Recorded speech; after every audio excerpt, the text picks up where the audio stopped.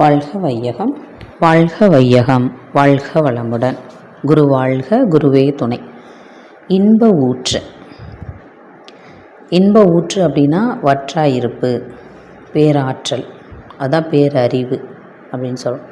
இப்போ வற்றாயிருப்புன்னா அல்ல குறையாத அட்சய பாத்திரம் அப்படின்னு சொல்கிறோம்ல, அதுதான். அப்போது இன்ப ஊற்று அப்படிங்கிறது என்ன அப்படின்னா எப்போவுமே அது குறையாமல் நமக்கு கிடைக்கக்கூடியது. அப்படி ஒரு பேராற்றல் தான் நமக்குள்ள அறிவாக இறங்கிட்டுருக்கு. அப்படி நமக்குள்ள அறிவாக இயங்குறது என்னது? இறைநிலை. அப்போ எல்லா சக்தியையும், தன்னுள் அடங்கிய அத்தனை சக்தியையும் மனிதன்கிற ஒரு தன்மை ஆற்றத்தில் நம்மளுக்கு இறைநிலை அந்த எல்லா சக்தியும் நமக்கு கொடுத்துருக்கு இல்லைங்களா?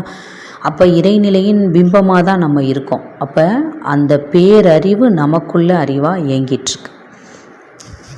அப்படி இயங்கக்கூடிய அந்த அறிவு நம்ம எப்படி பண்ணணும் அப்படின்னா இன்ப ஊற்றாக எப்போவுமே நிறச்சி வச்சுட்டே இருக்கணும். அதில் ஒரு முழுமைத்தன்மை நமக்குள்ளே வெளிப்பட்டுகிட்டே இருக்கணும்.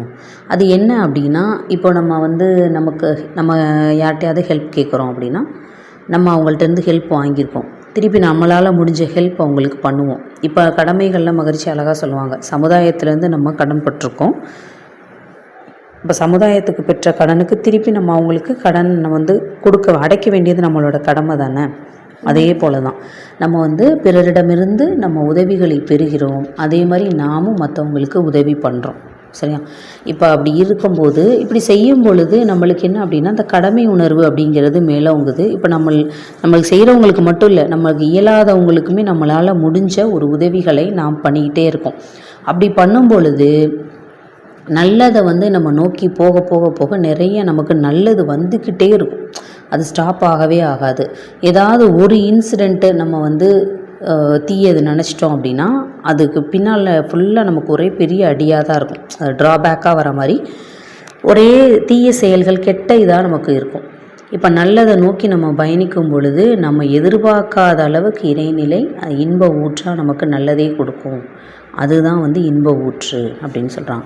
இப்போ உதாரணத்துக்கு என்னென்னா, இப்போ நம்ம ஒரு அதிகாரியாக இருக்கலாம்னா நமக்கு கீழே எவ்வளோ பேர் இருப்பாங்க, கஷ்டப்படுறவங்க இருப்பாங்க, ஒர்க் பண்ணுறவங்களே எவ்வளோ பேர் ரொம்ப அவங்க சூழ்நிலை ரொம்ப ஒரு கடினமாக ஒரு மோசமானதாக இருக்கும். அப்போ நம்மளால் முடிஞ்ச அளவு அவங்களுக்கெல்லாம் உதவி பண்ணும் பொழுது, இப்போ நிறைய ஆசிரமங்கள் இந்த மாதிரிலாம் பார்த்திங்க அப்படின்னா என்ன ஆகும் அப்படின்னா, தன்னால் இயன்றதை நம்ம போய் அவங்களுக்கு நம்ம கொடுக்குறோம், செய்கிறோம். அதே மாதிரி இப்போ நம்மளே தொண்டு பண்ணுறோன்னு வைங்களேன், அதெல்லாம் அவங்களுக்கு கிடைக்கிற ஒரு பெரிய ஒரு வரப்பிரசாதமாக அவங்க நினைப்பாங்க. இது எல்லாம் தான் இன்ப ஊற்று. அப்படியே நம்ம செஞ்சிகிட்டே இருக்க